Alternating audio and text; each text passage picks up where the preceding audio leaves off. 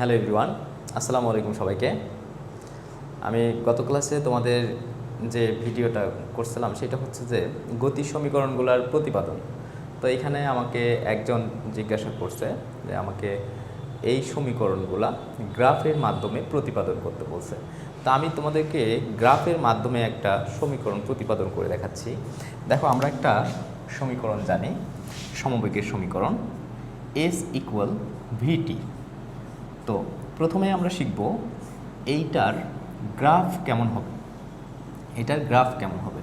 তো এইটার গ্রাফ দাগানোর জন্য যে নিয়মগুলো মানতে হবে, আমি ফার্স্ট অফ অল তোমাদের এই নিয়মগুলো বুঝাই দিচ্ছি যে এইটাতে তুমি কি কি করবা, এটা থেকে গ্রাফ দাগানোর জন্য কি করবা। 1 নম্বর যে সত্য, প্রথমেই দুইটার ভিতরে স্বাধীন এবং অধীন চলক এই দুইটা নির্ণয় করবা। এরপর সেইখান থেকে তুমি সেটাকে গ্রাফ পেপারের কোনটাতে কোন অক্ষে কি বসবে। দেখো, আমি এইটাকে প্রথমে আগে স্বাধীন এবং অধীন চলক নির্ণয় করবো। এটা এক্স অক্ষ, এটা ওয়াই অক্ষ। আচ্ছা, স্বাধীন চলক সবসময় এক্স অক্ষ বরাবর থাকবে এবং অধীন চলক সবসময় ওয়াই অক্ষ বরাবর থাকবে। এখন তোমাদের প্রশ্ন হতে পারে যে স্বাধীন চলক এবং অধীন চলক কোনটা। আচ্ছা দেখো, তোমরা ম্যাথে কিন্তু একটা এরকম ফাংশনের ম্যাথ করছো, y ইকুয়াল y ইকুয়াল ধরো 5x প্লাস 2 বা আরও সামথিং হতে পারে। আমাদের এখানে এক্সের মানটা যদি আমি চেঞ্জ করি, ধরো x ইকুয়াল 0 যদি বসাই, তাহলে y ইকুয়াল হবে কিন্তু 5 ইন্টু 0 প্লাস 2 অর্থাৎ 2। আচ্ছা, আমি x ইকুয়াল যদি 1 বসাই, তাহলে কিন্তু y ইকুয়াল হবে 5 ইন্টু 1 প্লাস 2 অর্থাৎ 7। আমি যদি x ইকুয়াল 2 বসাই, তাহলে y ইকুয়াল হবে 5 ইন্টু 2 প্লাস 2 অর্থাৎ 12। দেখো তো, এক্সের মান আমি বসাচ্ছি ইচ্ছা মতো, কিন্তু ওয়াইয়ের মানটা এই এক্সের উপর ডিপেন্ড করে কিন্তু মান বের হচ্ছে। তাহলে এইখান থেকে স্বাধীন চলক হচ্ছে এক্স আর অধীন চলক হচ্ছে ওয়াই।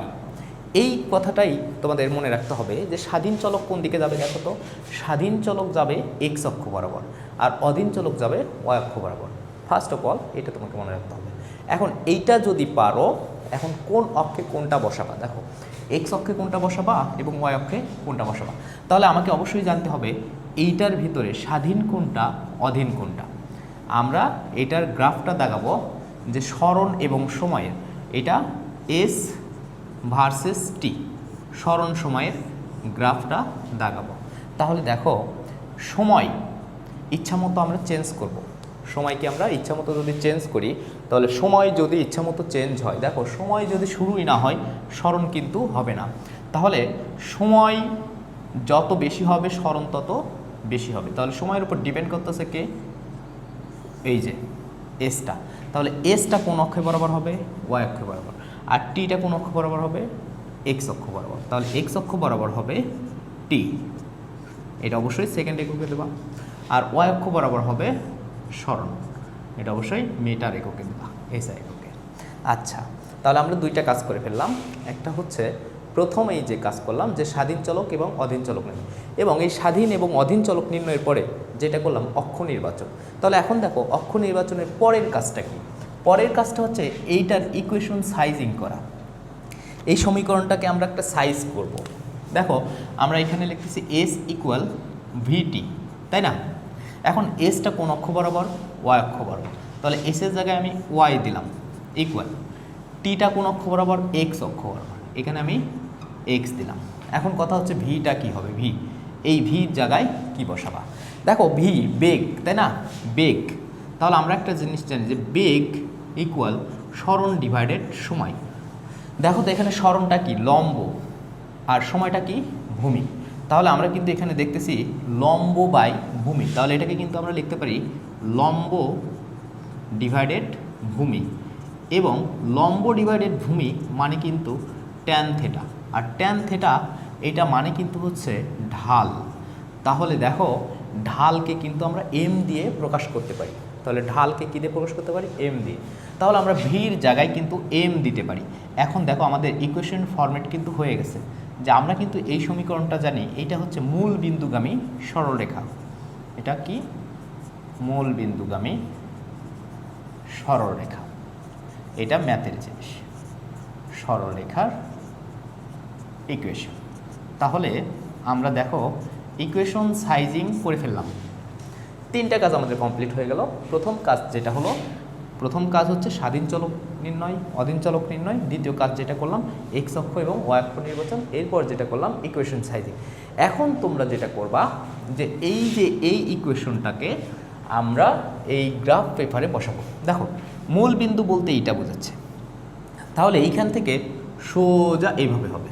তাহলে এইটাই হচ্ছে এস ইকুয়াল ভিটি এর সরণ বনাম সময়ের লেখচিত্র। ওকে, এখন দেখো এইটা থেকে আমাদের কিন্তু এইটা ছিল, এটা হচ্ছে বেসিক ধারণা। এখন আমাদের এইটা থেকে যেটা করতে হবে সেটা হচ্ছে এখান থেকে তুমি এই এস ইকুয়াল ভিটি এই সমীকরণটার প্রুফ কেমনে আনবা। এস ইকুয়াল ভিটি, দেখো এস ইকুয়াল ভিটি এই সমীকরণটার প্রুফ গ্রাফ থেকে কেমনে আনবা। দেখো গ্রাফটা আমরা এটা পাইছি, তাহলে আমরা একটা কাজ করব, এখান থেকে সোজা একটা লম্ব টানবো। দেখো লম্ব টানলাম, এইটুকু কি, এটা হচ্ছে সময়, আর এটা কি, এটা হচ্ছে এস। ওকে, এখন এইটার আরও একটা গ্রাফ আমরা দাগাতে পারি। এই গ্রাফটা কেমনে দাগাবো, দেখো এই গ্রাফটা দাগাতে পারি যে এই গ্রাফটা যেটা দাগাবো এবার হচ্ছে সমবেগের ক্ষেত্রে